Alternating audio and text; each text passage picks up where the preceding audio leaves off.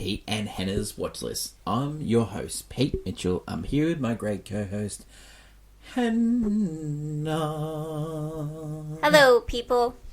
Hannah, we're here today for AFI Top 100 10-Year Revisited. But before we begin, let's tell the viewers and the listeners what they should do. Pretty please leave a like and subscribe to our channels. Subscribe. Leave a comment down below, any of your feedback, and tell us what you think about the shows. Hit the notification button and you'll get great content like this one, including We Interrupt Regular Programming, our TV podcast. What's Next, our movie podcast. Movie news, where we cover pop culture. AFI, you're watching that right now. Blockbuster, where we take on each other to the death. And Championship Belt Holder, where we name the favourite movies of each year. We're going backwards to the start of cinema. And movie reviews and previews. Yeah, pretty much. But let's get on to today's show. Yep. And today it is Unforgiven. Yes. Unforgiven, Anna. Starring Clint Eastwood, That is correct. Gene Hackman, That is correct. Morgan Freeman, Yes. Richard Harris. Richard Harris. Oh, and we watched it on... Our 4K version of Unforgiven. Yeah. Yeah. So this movie is number 68 on the list. 68, yeah. And it was released in August 1992. Yep. Goes for 132 minutes. Is this the first time you've seen it? Yes. Oh, It's my second ever Clint Eastwood movie. what was your first one? In the Line of Fire, baby. Oh, that was a good movie. That was a good movie, isn't it? Yeah. I know pigeons. Oh, I know pigeons too, Lily. So this movie Yes. was based on a story, and it was written by David Peoples, who wrote Blade Runner. Wow, okay. The original kind of that. Yeah, no, Blade Runner, that's cool. That's actually really cool. Don't you think it's cool? Yeah, that is cool. I wouldn't have suspected Western to futuristic cyberpunk, but yeah. Dystopian cyberpunk. Yeah. Yeah. Okay, so he... the elevator pitch for this movie is William Money, a retired Assassin. gunfighter, murderer, comes back for one last job. Yeah. The maker's studio was Warner Brothers. Hannah, I'm going to read out some of the Warner Brothers movies from 1992. Yes. And I want... 1992. 1992? Yeah. Yeah. I'm going to read out a few of these movies, and you know how I've done this a few times, and I think this may be the best list I've read out. Yeah, I know 92 movies. Okay, Lethal Weapon 3. Yeah, incredible. What a start. I don't know if you have seen that movie. Yeah. Maybe once or twice. They say grab the cat. Yeah. Batman Returns. One of my favorites. Absolute favorites. Not bad. Final Analysis, which has got Richard Gere in it. Yep. Mate, that's thriller trash all the way, baby. Yeah, like these are just bangers, you know. City of Joy with the great Patrick Swayze. Yeah. Poison Ivy with Drew Barrymore. Fucking just bangers here. A movie called Free Jack, Lawnmower Man, really good movies. Power of One, The Player, White Sands is a good thriller trash movie as well. Turtle Beach, Class Act, Unforgiven came out in August. Honeymoon in Vegas. Yeah. Malcolm X. Malcolm X, your favorite. Yeah. Pure Country. Pure Country, baby! Now we're talking! What a movie! What do you think of that movie? Oh, that is the height. I don't know why that one Best Picture when we have things like Pure Country. Don't you think that's like a really eclectic movie year? Yeah, some of them are just movies I've never heard of in my entire life, but probably did somewhat well. And then you have like some of the you have Batman Returns and Lethal Weapon 3, which are arguably the best sequels in movie history. Okay, so this movie had a budget of 14.1 million. Yep. And this movie got offered around to a few places, and it ended up getting bought by Francis Coppola. Really? He was going to make this movie, right? Strange bird. He was going to make this movie after Apocalypse Now. Yeah. And okay. he couldn't get it done. And it got off to Clint Eastwood, and Clint Eastwood had just directed High Plains Drifter. He'd offered it to a few of his mates, and he ended up buying it. And it was it was in turnaround for a while. And then, so Clint Eastwood had been directing movies for over 20 years. Yeah. He was the producer and the director on this movie. The first movie was Play Misty for Me, where he starred in it. Yep. And it was about a radio host that gets stalked by a fan. And the fan turns out to be a psycho. But he did the wrong thing there. He slept with her. Yeah. And so he'd done heaps of movies. He was still acting. Before this movie, okay, I'll give you his little run here, right? Yeah. Before this movie, he directed and starred in a movie called The Rookie, which is one of my favourite cop movies. Then he did this, and then the next movie that he did after this, In the Line of Fire. Yeah, we go. Now that's a movie. How good is this? So, now, he is a legendary, quick shot guy. He's move on. How long do you reckon it took him to film this? I don't know, 3 months? 39 days. 39 days? Yeah. Whoa. And he's I love it. Notoriously talented, this guy. He's he does art, he does music. He actually wrote the theme music for this movie. Really? Wow. Yeah, he just gets it that done. Song that plays over and over again. Yeah. It's your boy, Clint Eastwood. It's a nice tune. Okay, so a couple of people that we've already had on this list revisited again. Gene Hackman. Love it. Love that guy. Love that guy. He could be in everything. He is one of my favourite actors of all time. He is. He gives this movie, I think he's the most important part of this movie compared to Clint Eastwood. Yeah. I could argue. Because, Well, he did win Best Supporting Actor for this. It's very... You need him in this movie. Yeah. Morgan Freeman. I know. We saw him in Shawshank Redemption. Yeah. We love him. We're a pro Morgan Freeman house. He's God. Yeah, we love that guy.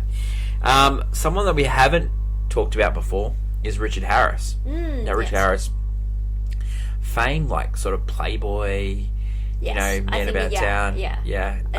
End up playing. He was the first Dumbledore in. Yes, he was. Before he died. Yeah. He died. First 2 movies. Or something. Yeah, he died. Just had a hard life. He was in this movie about a rugby league player in England. Yeah. Wow. Yeah. Just a notorious playboy sort of guy. Yeah. He plays English Bob in this movie. And another guy that you might know in this movie is Saul Rubinek. He's one of that guy. Oh, I've seen that guy. Yeah, guy. Yeah. And then Frances O'Connor's in this movie. Yeah. She was married to Clint Eastwood at the time. Oh. Yeah. So there's a few different people in this movie. Reaction to this movie made $152 million. Yeah, wow. Critics call this one of the finest westerns of all time. Okay, yeah. It actually won 4 Academy Awards. It won Best Editing. It won Best Director. It won Best Picture. And it won Best Supporting Actor for Gene Hackman. Yeah. Clint Eastwood was also nominated for Best Actor, but he got beaten out by... By who? Hoo-ha. Oh, hoo-ha! Al Pacino. Well deserved. Hannah, this is only the third Western of all time to win Best Picture. The first one was Cimarron.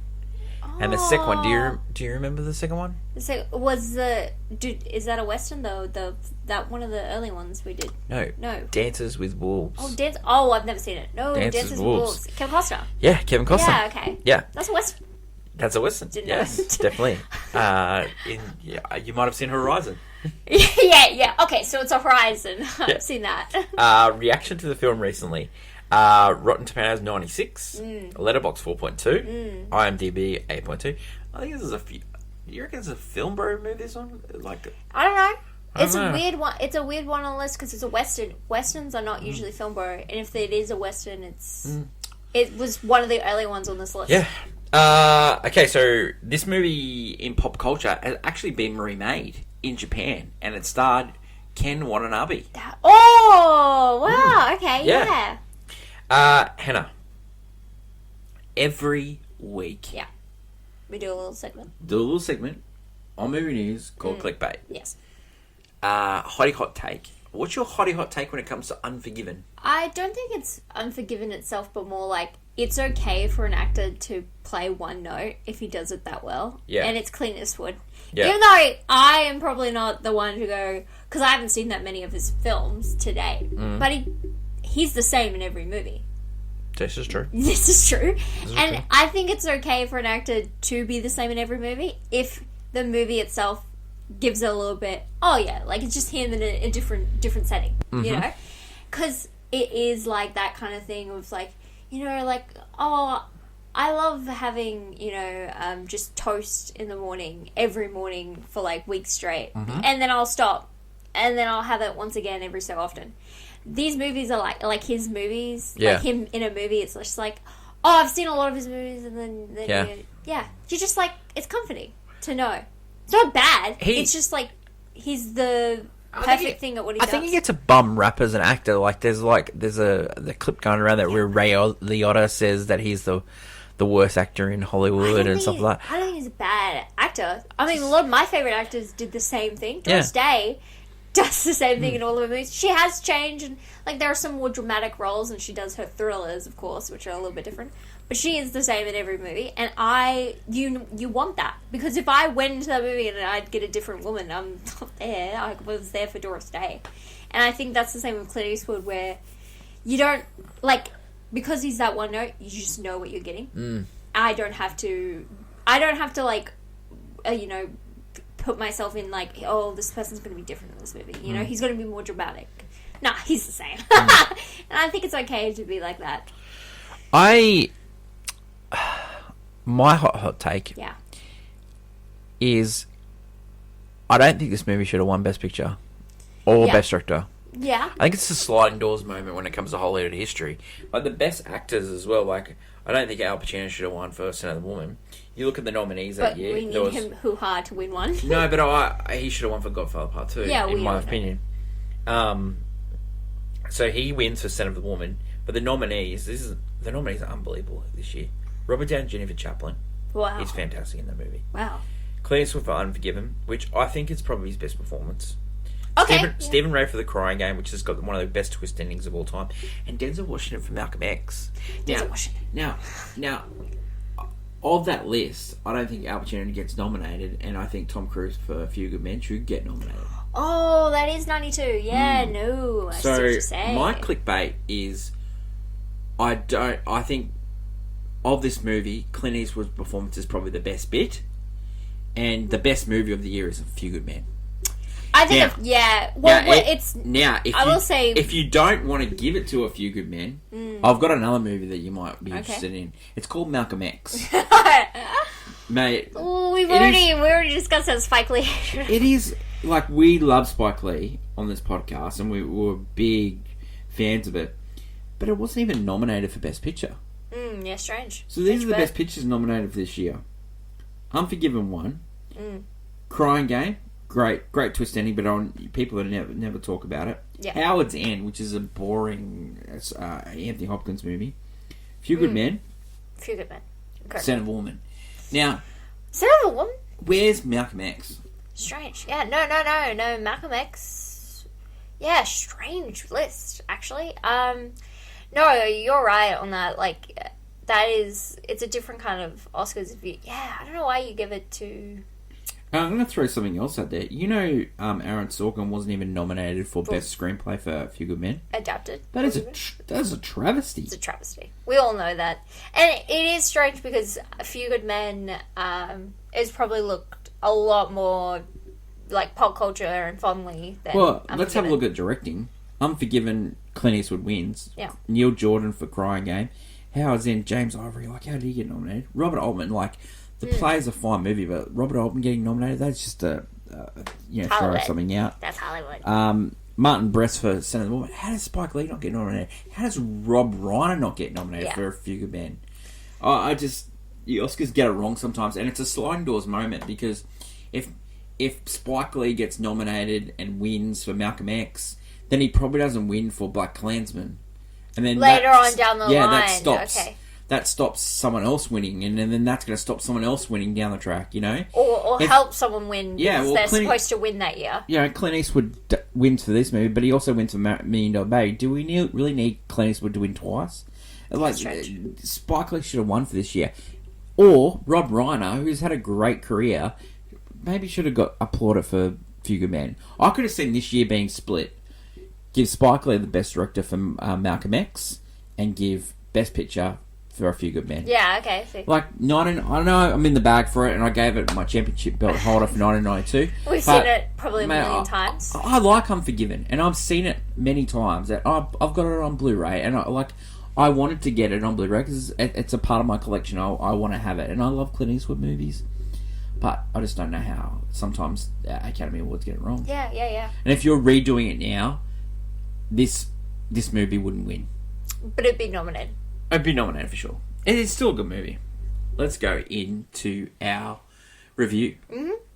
Let's do scene breakdown, Hannah. Yeah. Okay, so this movie starts off with like a little script, and it's about a mum finding out that her daughter's married this outlaw, and the outlaw is William Money, played by Clint Eastwood. And this is set in 1880 in Wyoming. Mm-hmm. So the movie starts off in a brothel where a lady of the night is seeing a gentleman, and she laughs at him for having a small pecker. And so he cuts her up, and the owner of the establishment takes control of him. Yeah, wants payment. He wants payment because he did pay for this woman to be here. Yeah. And so he gets like these horses out of the deal, but then all the ladies are saying, "Hey, this guy should be strung up for this, or should be, you know." Yeah, he's ruined her. There's a sheriff of the town. He's sort of like a leader, and he's an ex-gunfighter, ex-outlaw. And he says, "No, we're going to whip him." And then he changes his mind and just says he's going to give him horses. Little Bill. And so that causes the girls of the town to get together and to get some money together and put a bounty on the guy's head. You know. So a young up-and-coming outlaw called Schofield goes to William Money, who is notorious in the area. Yeah. And he's struggling being a farmer. He's lost his wife. He's got two kids, young two kids. He has no idea about farming. He's like, all these livestock is dying of fever. Yeah. He says, "You come get this money. It's one last job for you." Meanwhile, the guys of the that owe the horses come into town, and they get attacked by the ladies of the night with mud. Yeah, well, it's a strange thing because they just wanted horses. That's all the guy gets. The girls get nothing. Then he tries to, one of the young ones who didn't attack her but was friends with the guy, try to give her own horse. Yeah. As you know, like, I'm sorry, but they just wouldn't have it, and she's like caught, and it's just like life. Yeah, it's not her idea, I don't think. She's stuck now just being a cleaning lady. Like, she's not allowed to show her face or anything. Yeah. So the innkeeper of the hotel, the establishment, he finds out they put a bounty on these guys' head. So he goes to Bill. Yeah. Little Bill. Gene Hackman. And he's working on his house. Yeah, he's just that's all he cares about. Yeah, he's like, I'm going to build a deck and sit out here and watch the scenery and smoke my pipe, you know, because he's retired. He's earned all his money. And he's got a bunch of deputies in town and stuff like. So he's working on his house and working on his roof, and then he goes, so he knows that all these gunmen are going to come to town and take the money. William Money, meanwhile, he decides he's going to take the job. Mm-hmm. He goes and collects his little mate, little Ned. Yes, little Ned. Which was people are all called little. Little, and they're not little.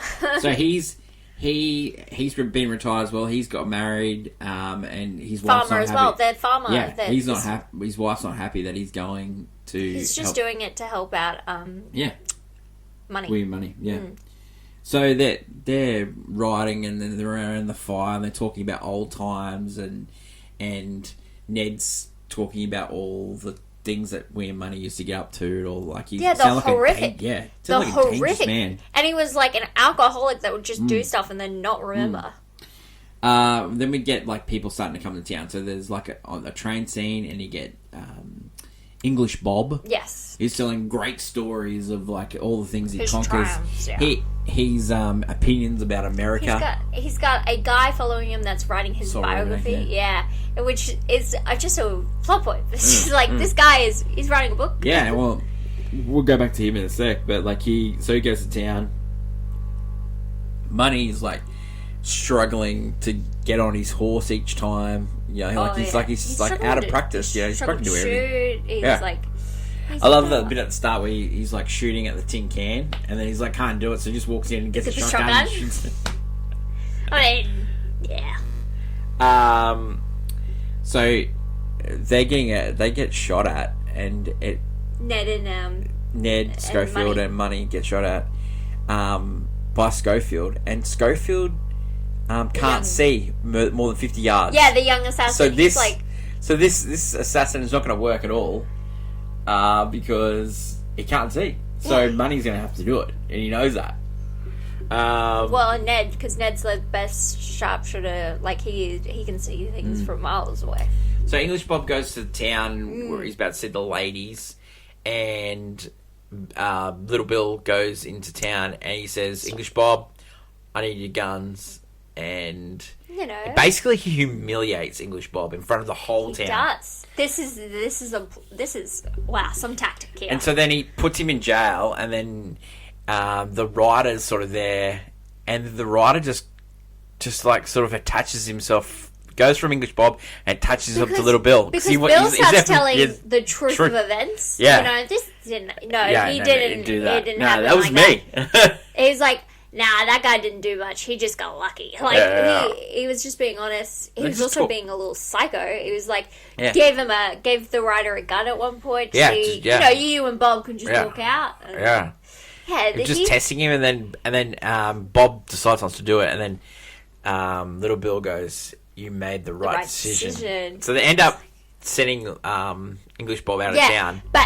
But like in the worst way, like in just like he's on the back of like a wagon, and he's like saying, "America's so stupid." It was he did this because Bob leaves like that, all the others are going to get the sign, "Don't come in for this bounty." Like it's not worth it. And so you, what's funny here is this is just. Shortly after the assassination of Abraham Lincoln. So English Bob's like saying, they talked about how the president, you guys you should have a queen or a king, that stuff won't happen. Yeah, you don't get assassination attempts of monarchs and stuff.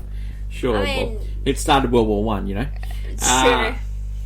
So one of the deputies goes to Bill's house where he's telling the story to the reporter, and the house is leaking, so it's just like a good callback that he's building this house, and he sucks at it because he's a gunfighter, like he's an outlaw,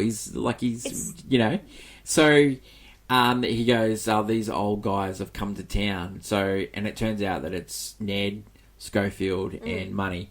Money's really sick. He's really struggling. He's got a cold. And you're a really old man. And then Bill comes in and just beats the living tar out of woman. Yeah, and those two escape, and they've been... Those two are upstairs talking to the ladies. Because they're getting advances on their, spending some time with the ladies. Yeah. And it's so funny because, also, there's, this whole thing where Ned is trying to get, to understand what Money's been doing all this time when he wanted to have, some relationship time. And I'm thinking... Dude, what's this conversation?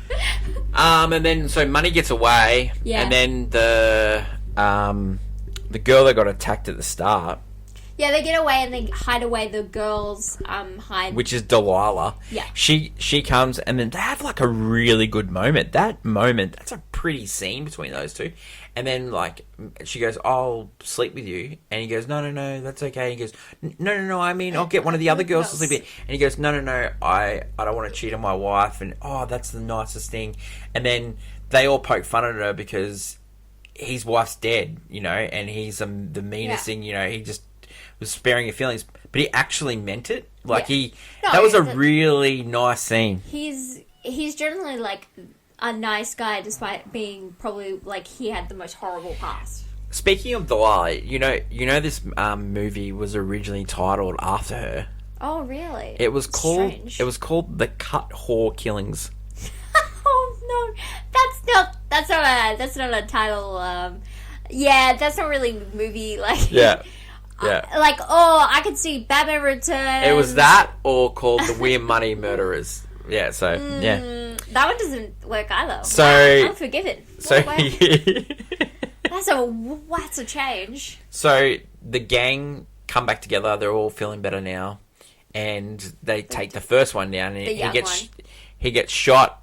Ned shoots him, and he's under the horse, and then Money has to take over because Ned can't shoot. He doesn't want to kill anyone. He's gone good. Yeah. And then he shoots him because Schofield can't, because he can't see from more than 50 ways. So Ned rides away, and then Money goes, "Don't worry, I'll come with your stash when we get it." So the last guys hold out at this cattle station. Yeah. Getting protected by deputies. Schofield Money. Schofield goes there, and the guy's sitting on the dunny. It looks like he's not going to do it, and then shoots him 3 times. Yeah. Meanwhile, Ned has been captured. Yes. And he is tortured by Bill.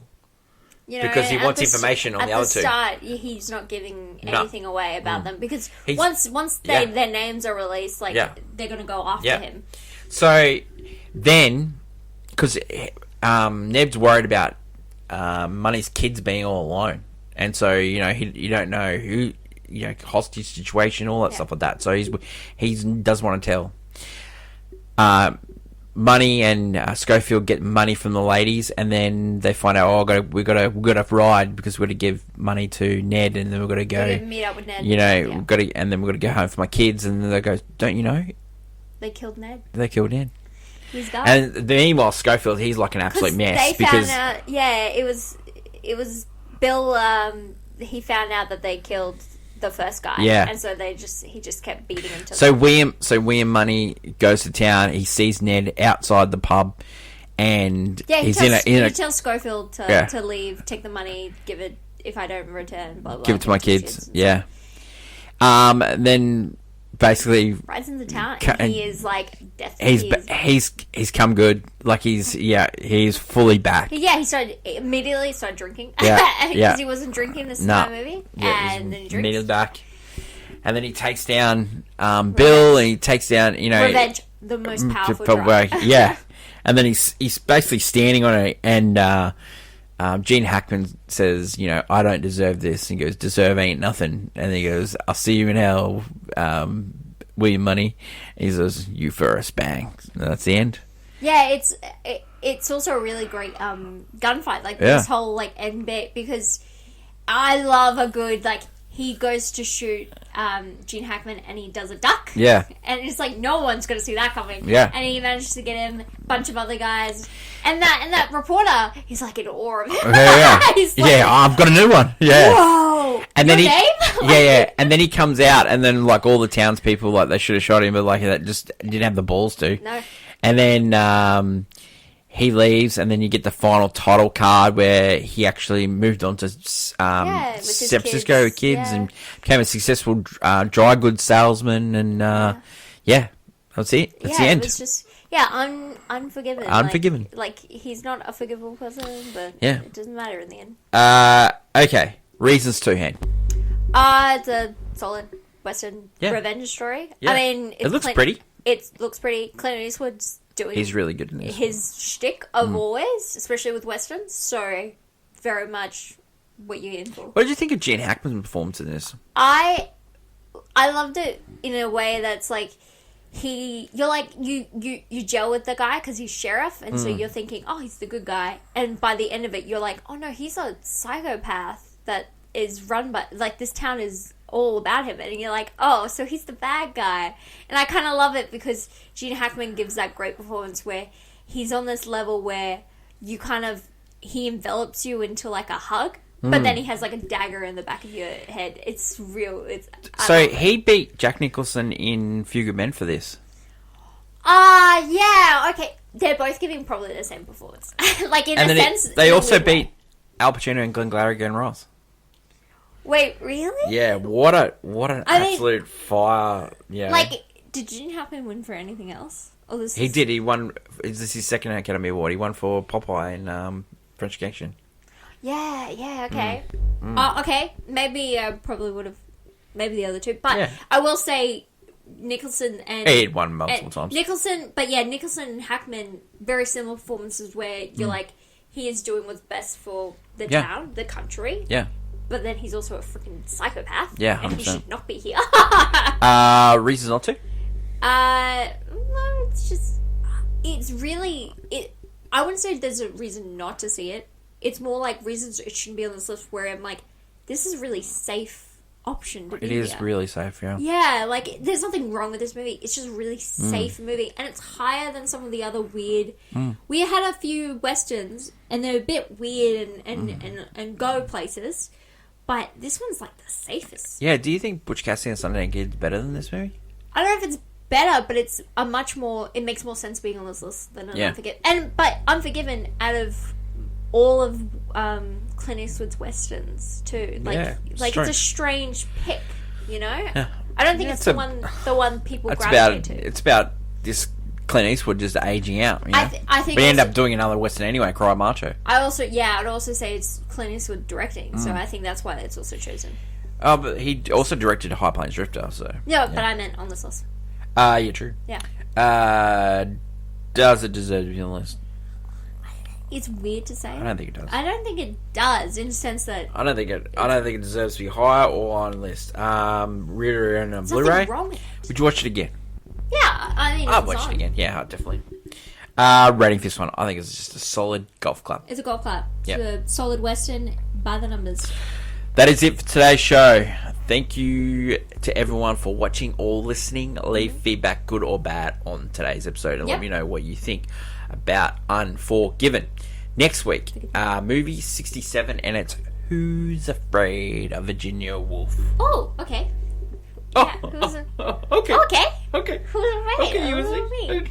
Yeah, I've always heard this one. I've never watched it. I'm excited to see Yeah. what this is all about. I have no idea. What's it all about? I love going in completely blind when I'm watching these movies. Yeah. Unforgiven was also up 30 spots. It was 98 Whoa! on the original spot. That's probably that's a big boost. And Who's Afraid of Virginia Woolf was that new Pick. Okay. new pick. Yeah. That is my lovely co-host Hannah. Long live cinema. Until we meet again, it's bye for now. Bye.